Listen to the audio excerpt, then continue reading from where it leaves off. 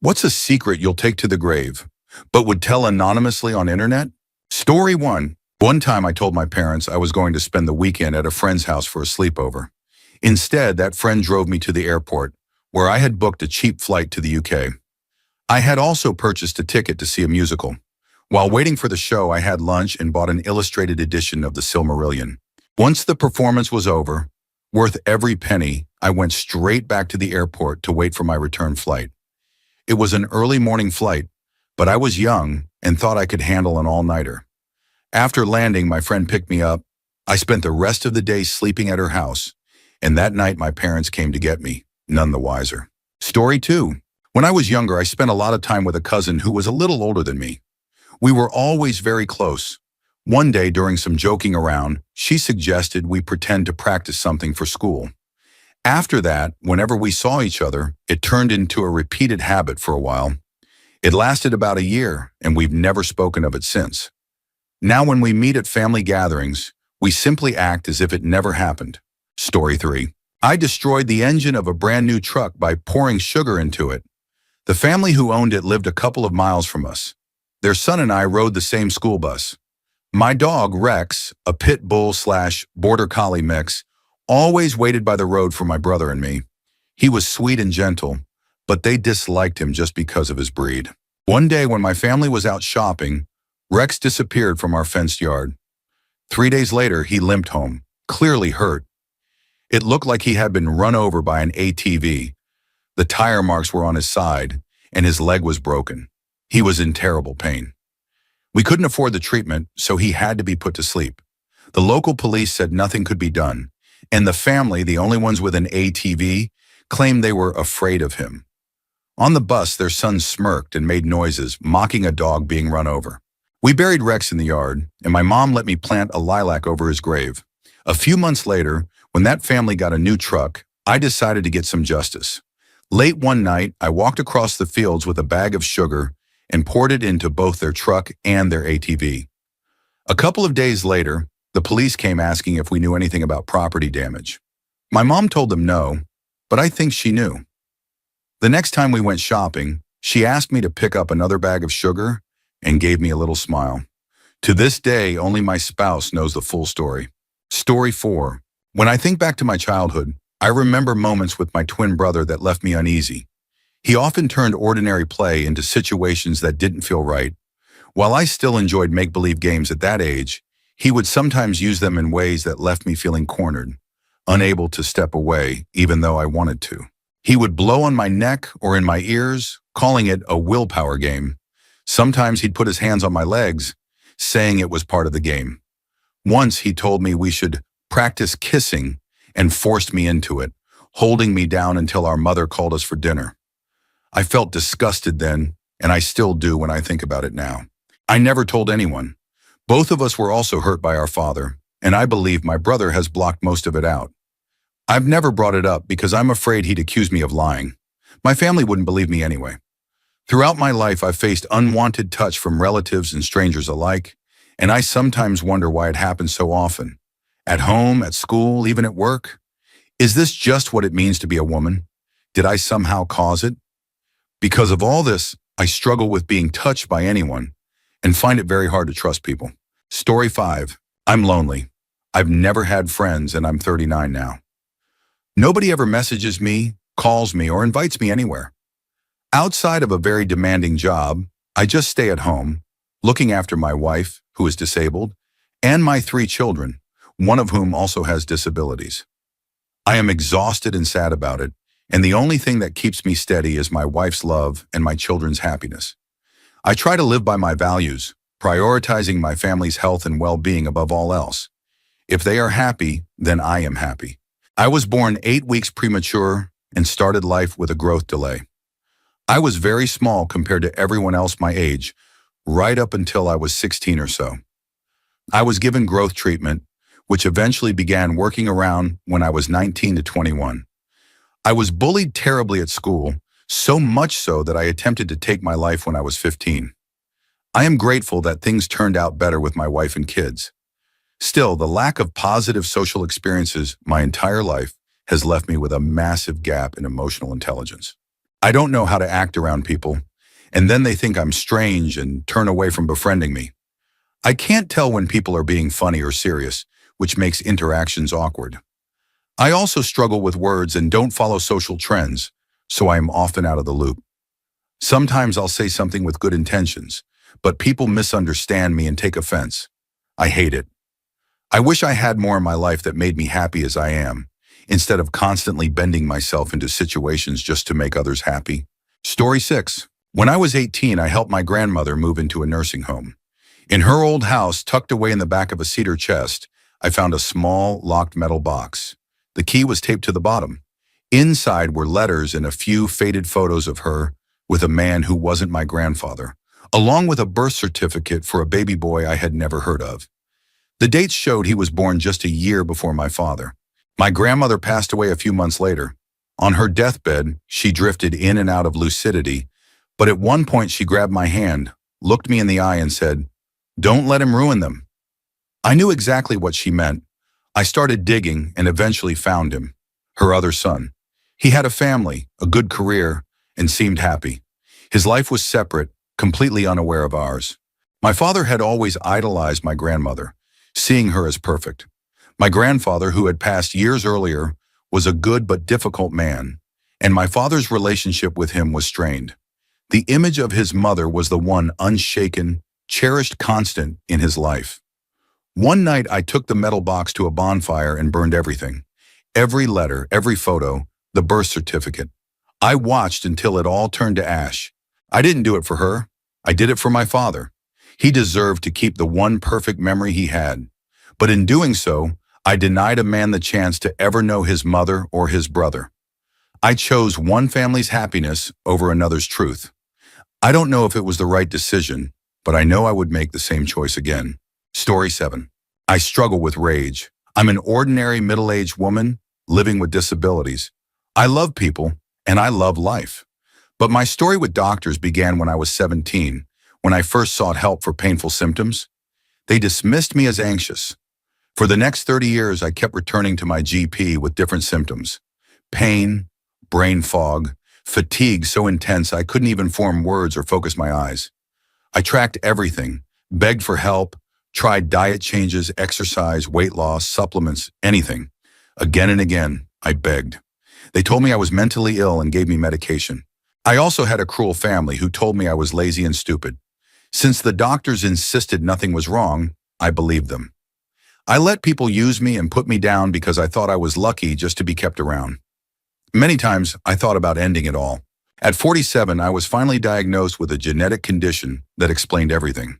But by then, the years of untreated symptoms had left permanent damage. At 50, I had to give up work for good. I am tough, and I refuse to let it ruin what's left of my life by obsessing over what might have been. But the rage lingers. When I hear about someone receiving negligent medical care, it wells up in me like bile. Maybe it's PTSD, but since I am otherwise a positive person, there's no real help for it. So I carry it quietly. I don't talk about it because in my experience, people would only use it as an excuse to dismiss me as mentally ill all over again. And that's something I will never let happen again. Story 8. I was the last person to talk to one of my friends before he ended his life. He used to call me at least once a month, saying he was going to do it. I always dropped everything to go help him, but I started noticing a pattern. He only called when I was out with other friends. I began to wonder if he was just trying to get attention.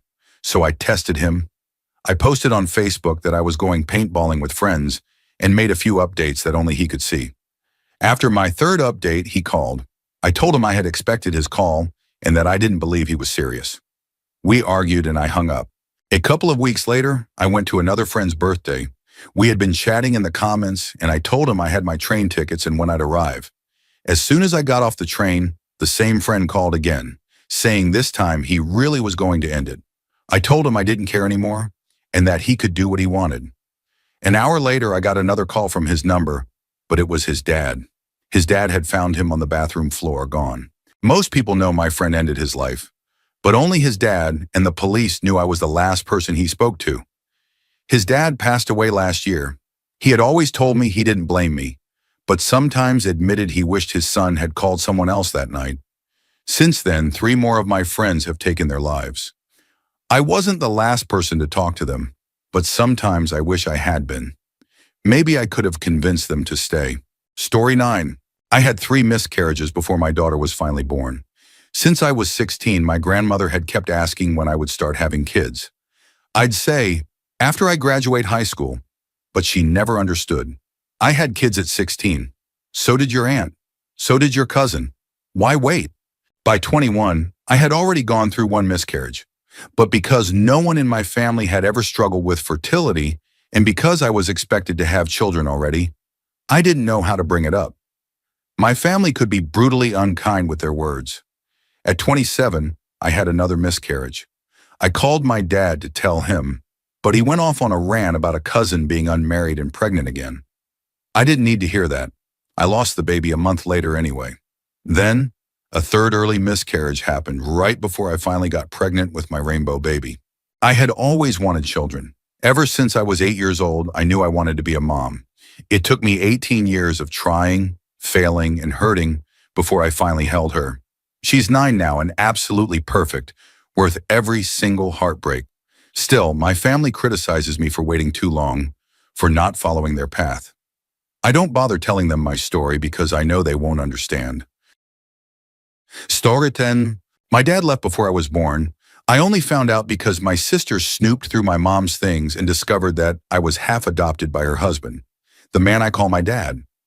I was playing video games when my mom told me. I didn't care much because she was still my mom, and her husband, though divorced from her since I was a baby, had always been the closest thing to a father figure I had. But there's one memory that still hurts. When I was 9, my mom had a friend come spend the day with me. He was just like me in every way. He took me to a comic store, talked to me like I was an equal, and explained things like an adult. He played songs from Guardians of the Galaxy, which had just come out. We ate at a park in Dallas, walked around, laughed, and had so much fun. He even gave me a CD of his favorite songs.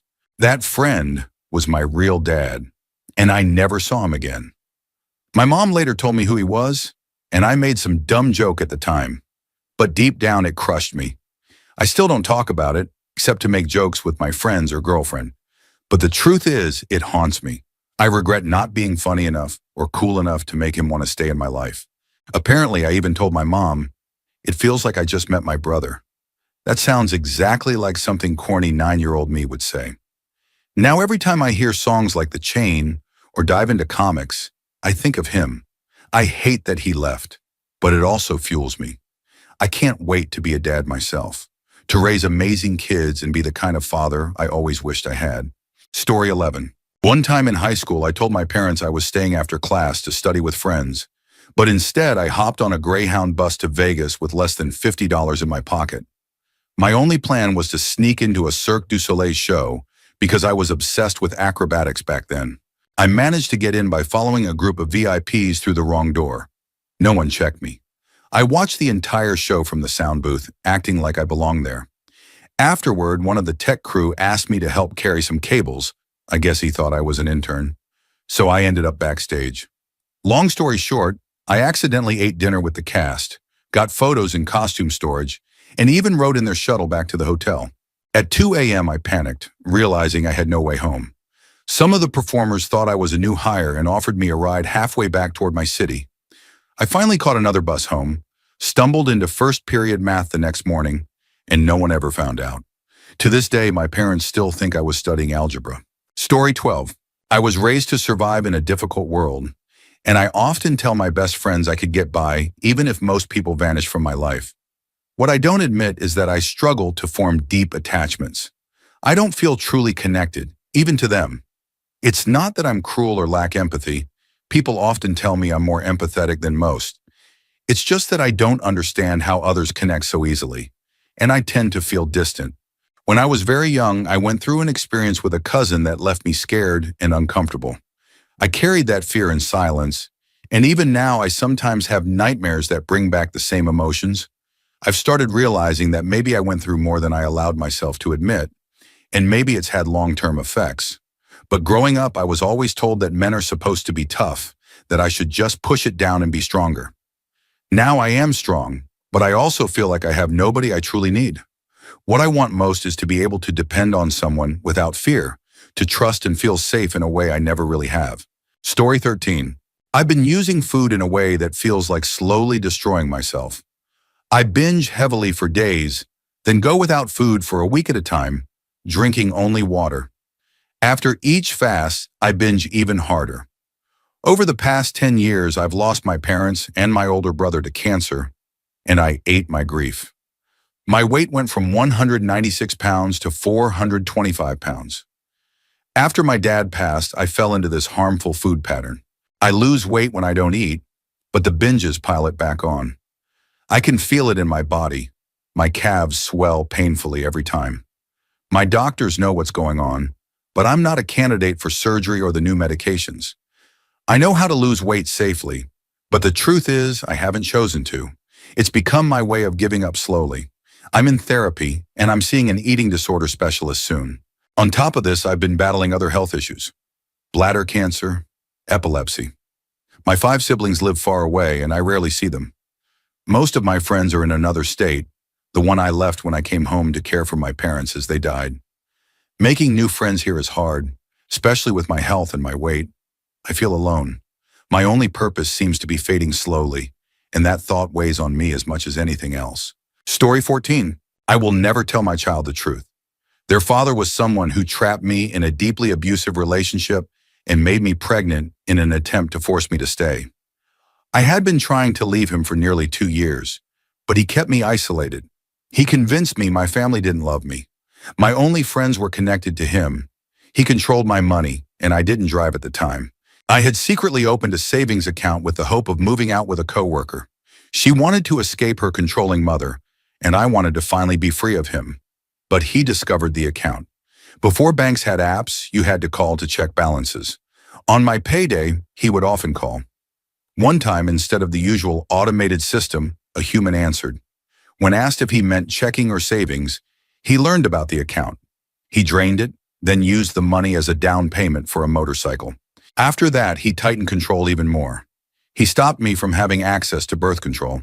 He refused to let me accept rides from coworkers, convinced I was unfaithful. He forced me to walk 1.5 miles to his workplace after every shift. There, in private, he would demand things of me I couldn't refuse. Eventually, I became pregnant. Story 15. My brother, my favorite person and the one I admired most, was suffering from stage 4 cancer. One day he asked for an ambulance because he was struggling to breathe. I was the one in charge of calling, and we had a direct line that could send one immediately. But something inside me told me that this would be his last day, so I didn't make the call. When my parents asked for an update, everyone already crying, I told them the number couldn't be reached. It was March 2020 during the pandemic. That same day, my brother passed away. I've never told anyone about this decision. My thought at the time was that whether he went at home, on the way to the hospital, or at the hospital, the outcome would have been the same. He had been fighting for 2 years, bedridden and dependent on oxygen tanks. I carry that choice with me in silence.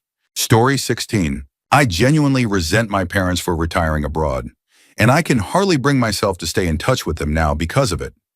With 2 young kids and a partner who has complex mental health challenges, they were my lifeline.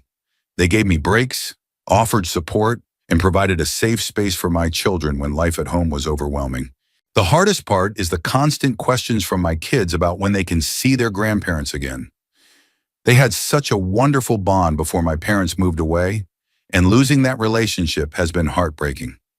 I don't think I can ever love my parents in the same way again after what feels like abandonment. I know it's selfish. They are entitled to live their lives however they choose. But it has left me deeply hurt, and it's something I will never say to them. Story 17. When I was 15, I had a birthday party with a small group of close friends. One of my best friends, a guy we'll call M, was there. At school, there was a girl, T, who was obsessed with him. Her mom had drilled into her the idea that they were meant to marry someday. Because of her constant drama, my friends and I avoided her, and I didn't invite her to the party. But somehow T found out M was there, and her mom called me on my landline asking why T wasn't invited. I fumbled and said I could only have so many guests. Soon after, parents of my friends started calling, saying they were coming to pick their kids up. M's mom, who knew my mom, explained why. T's mom had told everyone that my best friend C and I were secretly together. One by one, everyone's parents showed up and took their kids home without saying much. C and I cried to my parents before her mom arrived, explaining that T's mom was spreading lies just to ruin my party.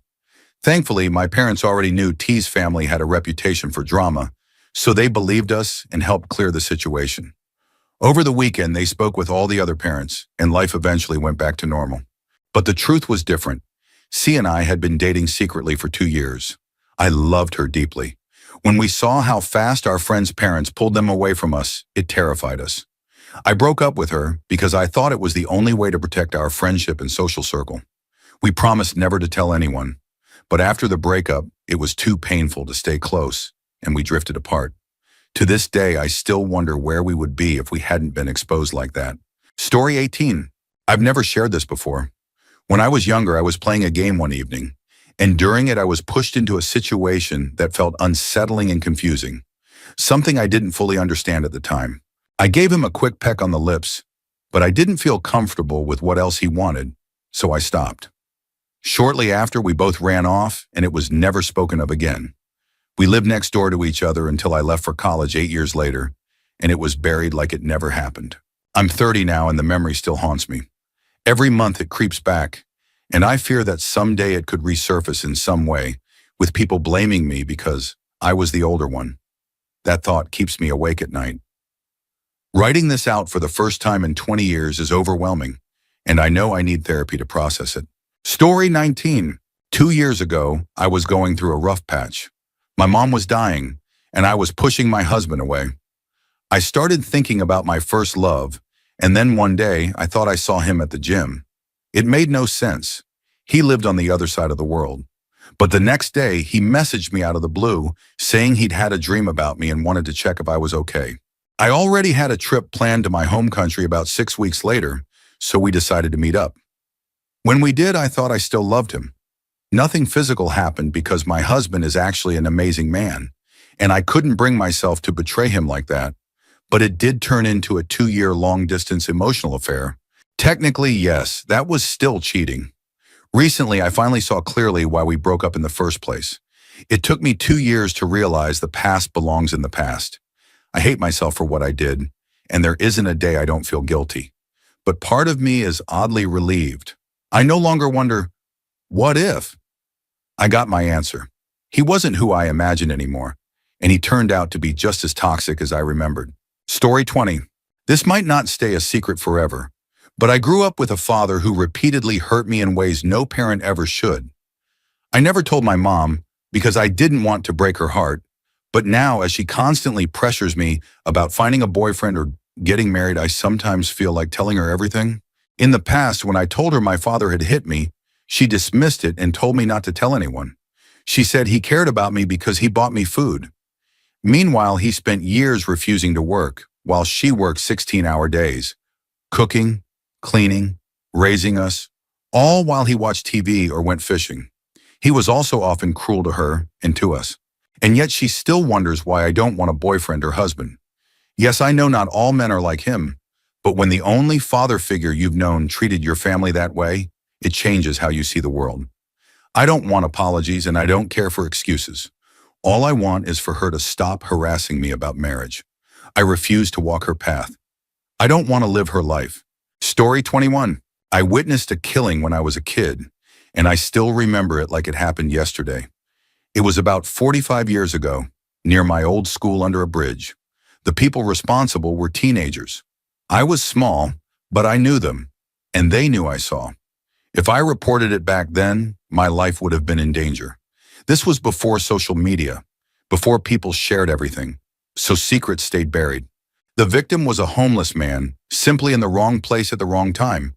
And those teenagers, the ones who started it, went on to live unbelievable lives. One became a pilot for 747s with an international freight company. Another married the daughter of a wealthy businessman in Thailand. It's surreal to think about. But I can still see the whole thing in my mind, and I've carried that memory in silence for decades. Story 22. One time my dad told me, "Your mother didn't even want 3 kids." I had to do a lot of convincing. I'm the third child and suddenly everything made sense. My older siblings were the perfect sporty boy and the mini mommy girl. Then I came along, deaf, queer, and mentally ill, and I realized my mom never wanted me in the first place.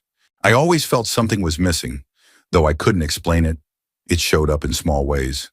My sister knew everything about being a girl, shopping for bras, handling changes, doing her hair.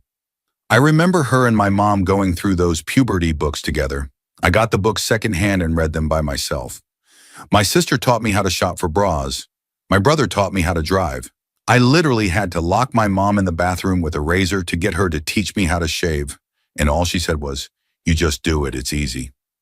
I think my parents gave up after the first two kids and assumed I would figure out life on my own.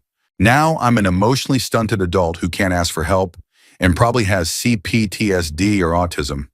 Therapy is great, but I still wish I'd learned these skills normally as a child. It wasn't an abusive home, but the results somehow feel the same, and I still can't shake what my dad said. What did he mean by convincing? How did he talk her into it? I don't want to know the answer. I'll never tell anyone in my real life about this. Story 23. I endured abuse from my grandfather throughout my childhood. I can hardly recall a time before. It continued for years until I finally decided I wouldn't let him get close to me anymore. I tolerated it because I believed that if it wasn't me, then it might be one of my siblings or cousins. I thought I was trying to protect them. I wanted to tell my parents. But our home environment was already chaotic. I used to stand in front of my mom to shield her from my dad's anger. I despised my grandfather so intensely that I often dreamed of ways to remove him from my life. When he eventually succumbed to cancer, I didn't shed a single tear. For years, I shoved it down. I told myself I could handle it. He was dead after all, but I was wrong. Last summer, I found out in a roundabout way that my family knew what he had done, and they did nothing. They still talk about what a great man he was. It makes me want to scream. I spiraled. I put a gun in my mouth and thought about pulling the trigger. But then I realized, if I died because of him, he wins. Everything I endured would be for nothing. That moment was the turning point. I decided he doesn't get the rest of my life. I love my family, but I've never hated anyone more. I'm trying to learn to love myself, but it's hard.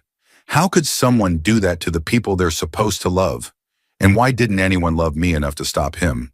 Story 24. In 2016, during my sophomore year of college, I was assaulted at a dorm party by someone I thought was my friend. I had just turned 19 and had little experience with alcohol. He got me blackout drunk, took advantage of me, and left me outside in the woods near campus. The aftermath wrecked my life. I sank into such a deep depression that I stopped going to class, lost my campus job, stopped eating and sleeping regularly, and eventually failed out of school. That winter break, I had to tell my dad I wouldn't be allowed back. I'd already gone through other traumatic experiences as a kid. My mom was an alcoholic who once kidnapped me and my sister. So I knew my brain had a way of repressing things. I figured something awful must have happened, but I couldn't remember the details, only that I hated being alone with men or touched unexpectedly. A few memories started resurfacing a couple of years ago, and I knew I couldn't tell anyone. My dad would have made a huge deal out of it. My best friend would have been devastated since they were supposed to come to that party with me. My stepmom and sister would have hunted him down. I couldn't put that on them. My dad died 2 years ago. My only regret is not telling him it wasn't his fault I failed out. He tried his hardest to support me when I came home broken. Even when he gave me tough love, he was trying to save me. And he did. I'll always be grateful, because without him, I don't think I'd still be here. Story 25. I work in IT and data migration is one of my specialties. Through a mutual connection, I took on a side project for a small business, run by someone I actually knew personally. The job was simple. Migrate everything from their Google Drive to a new storage platform with better organization. Since it was a small operation, I had to use the owner's account, as they were the only admin. I started with the obvious, moving everything in the shared business folders. But as I got closer to finishing, the storage sizes didn't match. Something was off. I dug a little deeper and found a collection of video and image files outside the business structure. Videos take up a lot of space, so I opened one just to check where it belonged. What popped up was a very personal home video of the owner and their partner. I immediately closed it, feeling uncomfortable. This was someone I'd had dinners with, someone I respected, and suddenly I knew something I was never meant to see. I checked the settings and realized the files weren't shared. What had happened was that the owner had logged in from their personal laptop, and their home files had auto-synced to the company drive. That explained everything. After thinking it over, I decided not to mention it. They were moving away from those accounts anyway. I finished the migration, told them it was done, and left it at that. I've never told anyone until now. Story 26. I don't know if I ever truly loved my grandmother. She was severely mentally ill throughout my life, so I never got to know who she was before it set in. When I was very young, my parents had to switch to supervised visits only because it wasn't safe to be left alone with her. Conversations were always strange, unpredictable, and uncomfortable. She gave me gifts constantly, but they were always toys or dolls, even when I was nearly grown.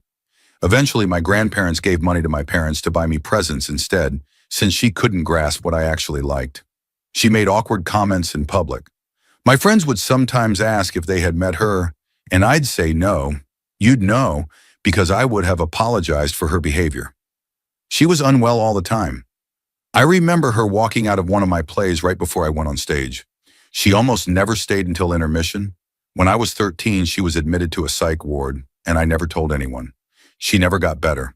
She never asked about my life unless my parents reminded her to. Later, she became physically ill, and seeing her was even harder. Our conversations repeated endlessly. She withered away, and I began refusing to visit. I don't regret it. I saw her a couple of times before she passed.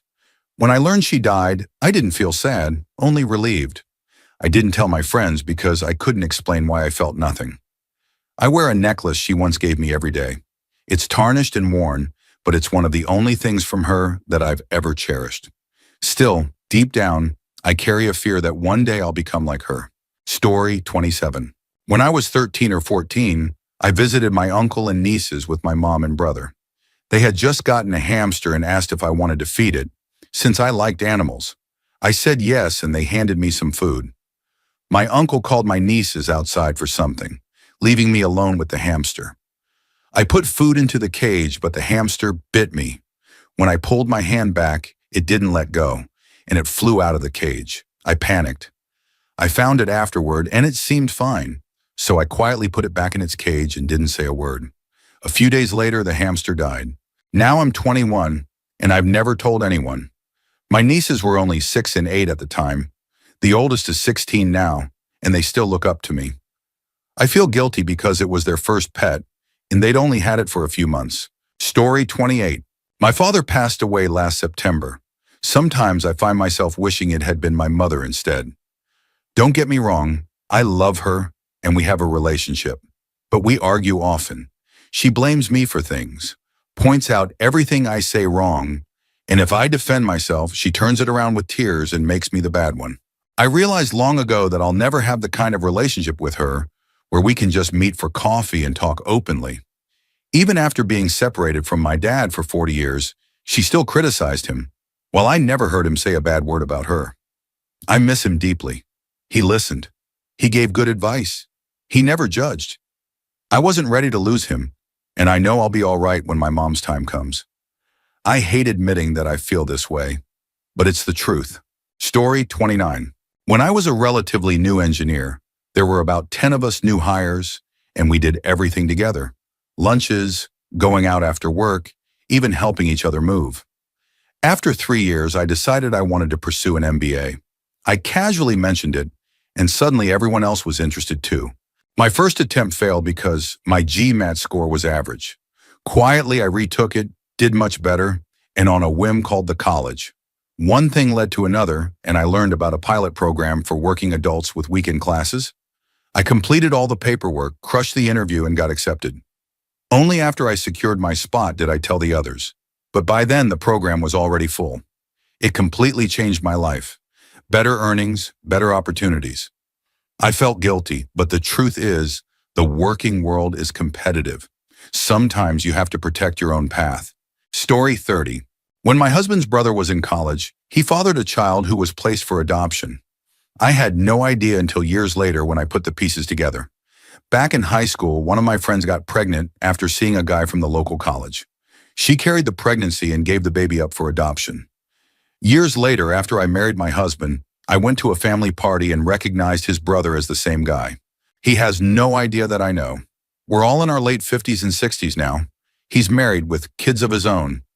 I don't even know if my in-laws ever knew about the adoption. My husband certainly doesn't. It's never been spoken of in nearly 40 years, and I've never told anyone.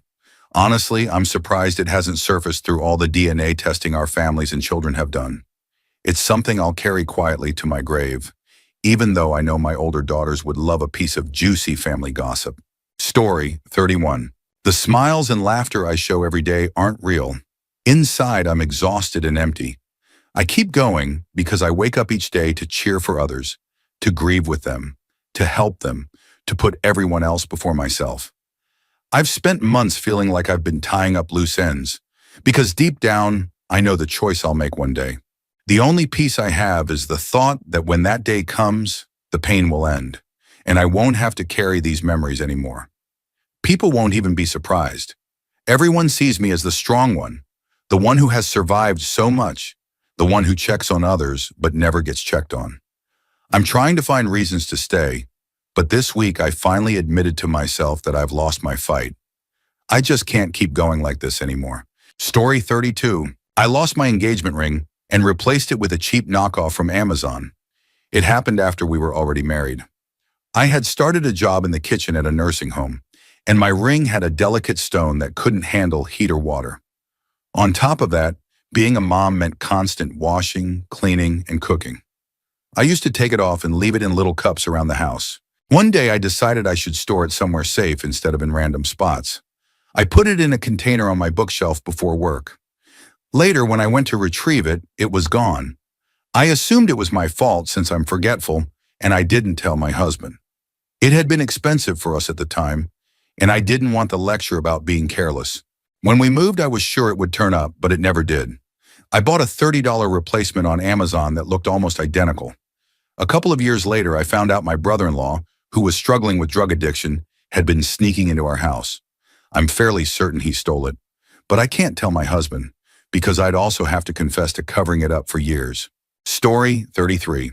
During my first semester of college, my parents and I agreed that I'd focus solely on school until I adjusted, and then I could look for a part-time job.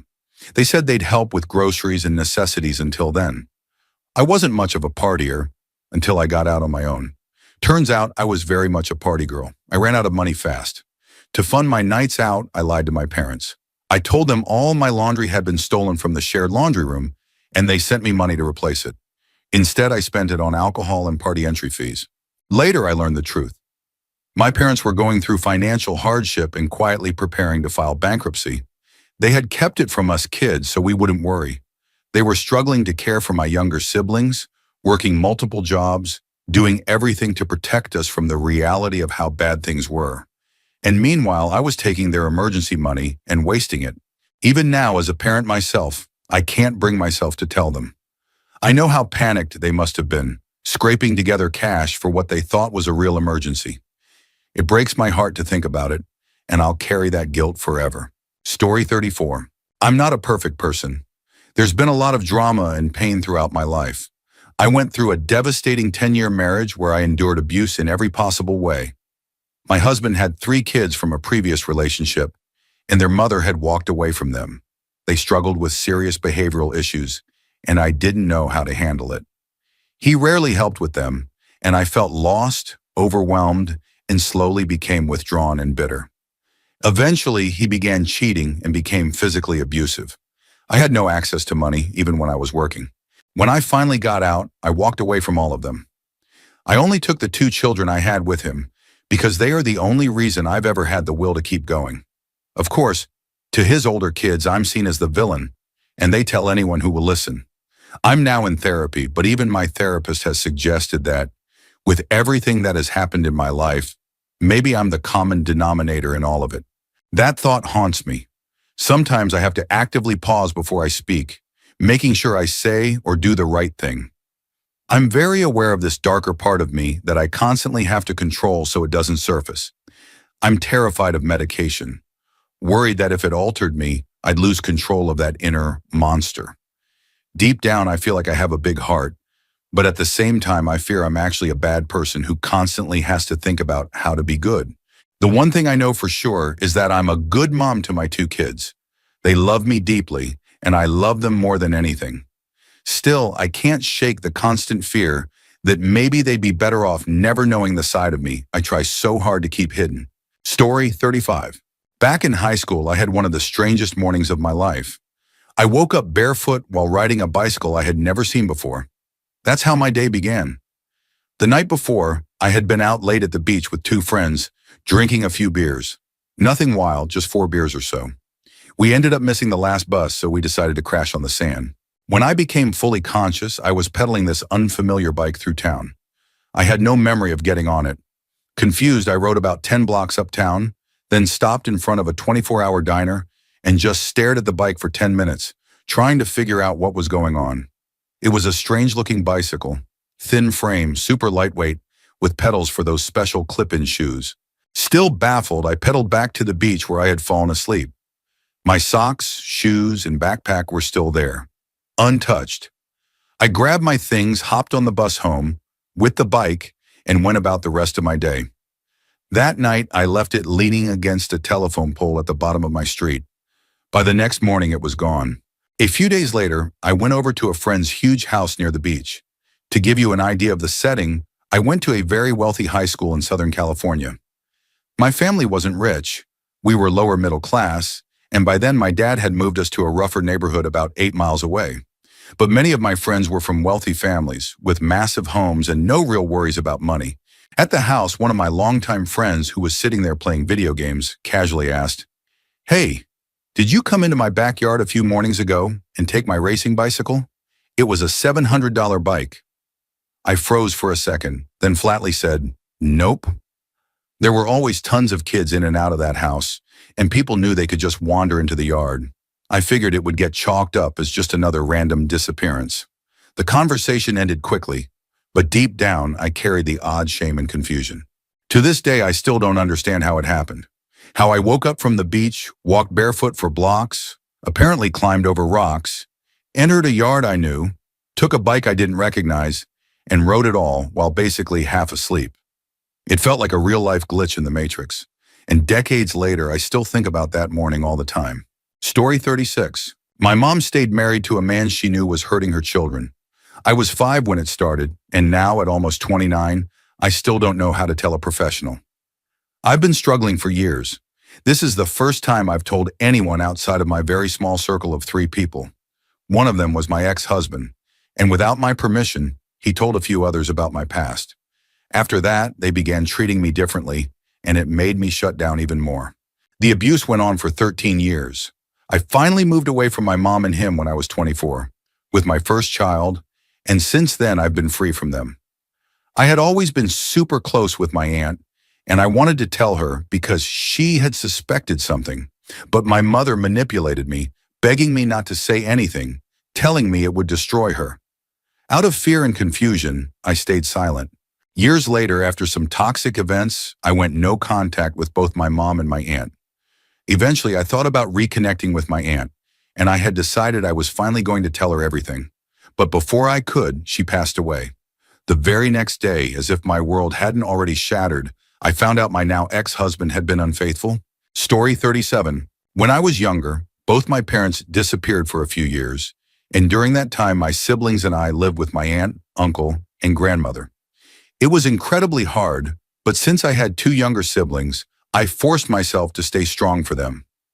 I overheard my aunt once tell my uncle that neither she nor my grandmother wanted to take care of us anymore, and that she had actually been paying my grandmother to look after us. I also remember being only 11 years old and overhearing my aunt complain to someone about how difficult I was. She said I was too loud, not smart enough, and that I never did enough. No matter how hard I tried, I was never enough. Eventually, I just stopped caring. The only thing I held on to was my writing, though nobody in my family ever showed the slightest interest in it. I felt painfully alone, especially because I was bishul and growing up in a religious family. My sister found a note I had written and ended up outing me. The only response I got from the adults was, "That's a sin." That moment was when it truly clicked for me. I would never be enough for them. But what also clicked was that I no longer cared about meeting their expectations. I stopped hiding who I was. A few years later, I met the man who would become my husband. Now my family still calls me the difficult one, and honestly, I couldn't be more grateful for that. Story 38. This isn't exactly a secret I'll take to the grave because I've told my wife, but it still feels like something that deserves to be shared. 8 years ago, I met a shy, sweet girl at a mutual friend's birthday party. She was sitting off to the side, looking a little lost. Something about her drew me in, and even though I was pretty introverted back then, I walked over and introduced myself. At first, the conversation was awkward, but then I noticed a small tattoo on her ankle. A kodama, the tree spirit from one of my favorite films, Princess Mononoke. When I mentioned it, her whole face lit up. Suddenly, we were chatting nonstop about the movie and all sorts of nerdy things we loved. Just like that, a new friendship was born. Over the years, we kept in touch through texts and occasionally saw each other at gatherings. Every time her smile felt like it lit up the whole room. Sometimes we even joked about hanging out one-on-one, but it never quite happened. Meanwhile, I ended up in another relationship. It started out polyamorous, but it eventually collapsed into something toxic, controlling, and codependent. One night, while I was scrolling Facebook beside my then-girlfriend, I saw a post from my friend, the girl with the kodama tattoo. It wasn't like her usual posts. It was a clear call for help. My gut told me I should go see her right away. But when I looked at my girlfriend, all I could think about was the fight and jealousy I'd face if I said I was leaving to be with another woman late at night. I hesitated. I convinced myself someone else would step up.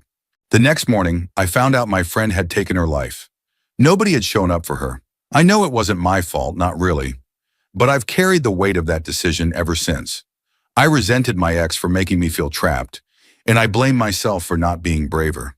It was part of the reason I ended that relationship. Years later, I told my wife this story. She understands why, if I ever drop everything to go be with a friend in need, she can trust I'm doing it for the right reason. What I never got to tell my friend was how much she inspired me. So much that I got a half-sleeve tattoo of Princess Mononoke after we met. She'll never know. Rest in peace, sweet girl with the kodama tattoo. Story 39. I don't really let people get close to me anymore because of my history with addiction. In the past, when I did let people in, I ended up hurting them, and it left me feeling like I could never allow myself to build real friendships again. I'm terrified that my struggles will clash with someone else's life and cause them pain, and I can't bear that thought. At work, I keep to myself, and when people ask why I'm so quiet or what I did over the weekend, I just make something up. I'll say I went out with friends, but the truth is I usually stay home, stuck in my own thoughts. Recently, I let a coworker into my life, someone I thought was cool and kind. But I ended up acting in ways I regret, and after that, I couldn't bring myself to see or message them again. I constantly ask myself why I keep repeating this cycle, why I push people away even though deep down I want friends. I want connection, but at the same time, I struggle with choices that don't mix well with having healthy relationships. The hardest part is knowing I want both things at once, but I can't seem to make them work together. Story 40. I fell in love for the first time when I was 15, with a boy who lived across the country. We were both going through a lot, struggling with our own issues and too young to know how to handle them. Our relationship eventually fell apart, but I thought about him every single day. I had never met someone whose experiences mirrored mine so closely, almost down to the exact moments in our lives. Years later, we spoke again. We both apologized for how things ended, and he admitted he still loved me and often thought about me. He said he regretted how we had handled everything. I felt the same way but didn't fully say it, because I could see that the path he was on wasn't one I could join. My careful rejection hurt him, and it hurt me too. Now in my mid-20s, I've had other relationships. We still talk occasionally, but I've never told anyone that I still love him. Every breakup I've gone through since then has been painful, but none have ever cut as deep as that first one. If I could survive that heartbreak, I felt like I could survive anything. The truth is, I'm afraid I'll never love anyone the way I loved him. My life has gone in a different direction, and I've worked hard to heal, but I still wish it could have been us. It's a secret I keep to myself because some things feel too heavy to share, especially with him. Story 41. Growing up, I got to see many different sides of my dad. He's not the same person I remember when I was 4. He served in the military, and I remember when he came back from overseas, he just seemed really depressed.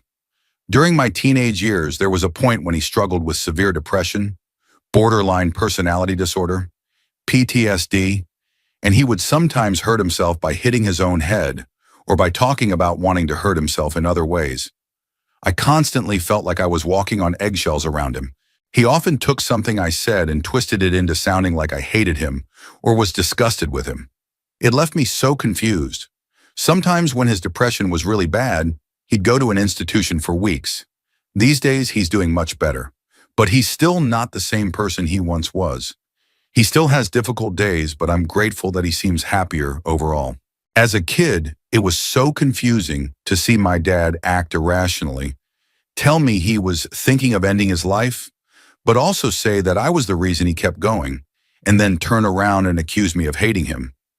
I've never really talked to anyone about this, not even my siblings who went through the same things. I hope someday I can go to therapy and finally talk about it. Story 42. Growing up, I was told many stories about my family's past, but they were so wild and bizarre that I didn't believe them. Later, when I got older, I decided to dig into our family history and found out that many of them were actually true, which shocked me. On my grandmother's side, her father, my great-grandfather, was involved with the Greek mafia. He kept it hidden from the family, and to protect them, he moved them to America. He only visited them for birthdays and holidays, but sent money every month to support them. Then on my grandfather's side, the history could have been something you'd see in a documentary. Before his time, they were an inbred family. Out of 8 children, only 3, including my grandfather, were born without deformities, and only 5 of the 8 survived to adulthood. Going back even further on that side, I discovered during my research that they once had a farm in Tennessee and owned slaves. There was also another story I was told growing up, though I've never been able to find proof. Supposedly, I had an ancestor who lived during the Salem witch trials and was killed in their sleep after being accused of witchcraft. Story 43. My uncle cheated on his wife years ago and apparently has a daughter who is about 25 now. I'm not even sure if he knows about her. My sister and I both did a 23andMe DNA test, and it showed we had a first cousin we'd never heard of. Based on the results, we figured out that the connection had to be through a male sibling of my mom, and she only has one brother, my uncle. The girl had been adopted, and her boyfriend bought the 23andMe kit for her. When the results came in, he reached out to my sister, and we gave her some general family information. But she didn't want to contact my uncle because that would cause a massive problem since he's still married to my aunt. If this ever came out, I know my mom, sister, and I would take a lot of the blame from other family members. Some of them are scientifically illiterate and wouldn't even believe the DNA results. They would just accuse us of lying and stirring up trouble because something similar had already happened once before. We had found another unknown relative from a one-night encounter between 2 single people. And even though there was nothing wrong with that, some family members were still angry at us. They said we were accusing someone who wasn't alive to defend himself. So, I have no intention of getting involved in anything that could destroy a marriage and turn the family against me. I may not take this to the grave, but I won't say anything until at least my aunt and uncle are gone.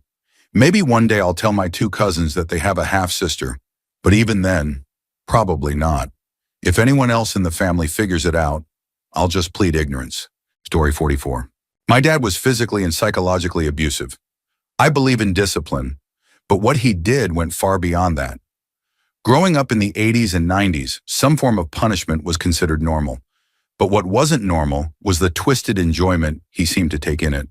It felt like there was always an excuse, any reason at all, to punish. Our house was filled with gaslighting and emotional withholding unless you were perfect. It broke me badly. Therapy in my 40s is still a constant part of my life. My reactions now are so intense that I can't even stand to look at him. I hate him. I hate that I look like him, because every time I see my reflection, I see him. Sometimes I even catch myself standing the way he used to, and it makes me sick. I cut him off years ago, And I wouldn't answer his call even if he were dying at the bottom of a ravine. Before that, everyone else in his life had already abandoned him. In his narcissism, he blames everyone for betraying him and leaving him. He would cry, full-on sobbing, and I would just laugh at him. I laughed at the man who taught me to be almost as cruel as he was, and I enjoyed it. That part of me unsettles me, the part that takes pleasure in his misery. But it's real. On top of that, in the past few years, I was diagnosed with PTSD, not just from Iraq, but also from surviving him as my father. I also learned I have ADHD, which explained a lot, and finally received confirmation of autism, which explained nearly every social interaction of my life. Looking back, those diagnoses put my childhood in an even darker light. Instead of guiding me, he made everything worse, shaming me for being awkward, different, and sheltered. The anger I feel toward him now is even stronger because of it. The truth is, the world will be a better place when he's gone. I hope he's still alone, with no new friends, no one left to be sucked into his web of lies. I hope he stays miserable until the very end. Story 45. When I was 19, I made the biggest mistake of my life. I cheated on my boyfriend with my best friend's boyfriend. Eventually, she found out. Somehow, we stayed friends for a while, but 10 years later, she told me she couldn't do it anymore. Since then, I've struggled desperately to form new friendships, but it just hasn't happened. On the outside, I put on a happy face, pretending I'm fine, but deep down I ache for the closeness I lost. I'm 39 now, and at our 20th high school reunion last year, I saw her again. Every part of me wanted to run to her, hug her, apologize, and tell her she didn't deserve what I did. But I didn't. She came up to me and said hi, and all I managed was a quiet, "Hello." That was it. I miss her so much. I always have. Over the years, I've looked up her number and even her address. She moved back to our home state. Whenever anyone mentions her, I act like she barely crosses my mind. But the truth is, she's never far from it. She's been on my mind constantly for 2 decades, and I don't know if I'll ever stop missing her.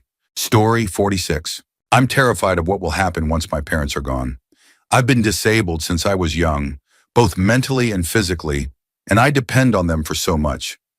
My older sibling and I have a good relationship, but she's soon to be married and has her own responsibilities, her own life. I try so hard to gain independence where I can, but I struggle to hold on to it, and deep down I know I'm not fully self-sufficient. My fear is that when my parents aren't here anymore, I won't be able to take care of myself, that I'll end up homeless, or worse. I've never told my family this fear. I don't want them to carry the weight of it, don't want them to be afraid for me on top of everything else. But I also don't really know how the world works. My disabilities have stunted the way I interact with life itself. Without something stable already in place, a home, a car, something secured for me, I don't know how I'll survive. I carry this terror silently every day. Story 47. I feel triple betrayed by my family, and I'll never be able to tell anyone. A little over a year ago, I woke up in the middle of the night and my stepfather was in my room. I won't go into detail about what happened. It wasn't complete, but it was enough to feel just as violating, enough to make me freeze in shock. He left when I stirred, but came back 4 more times before morning to see if I was awake. I lay there terrified, headphones in, scrolling on my phone, pretending to be oblivious, wondering if I had imagined it, praying it wouldn't happen again. I was only 17. My mom noticed something was wrong the next day. I didn't want to say anything, but she texted me, promising that she'd always believe me, no matter what I said. So I told her. I thought she'd protect me. Instead, she told me not to tell anyone else, that she would handle it.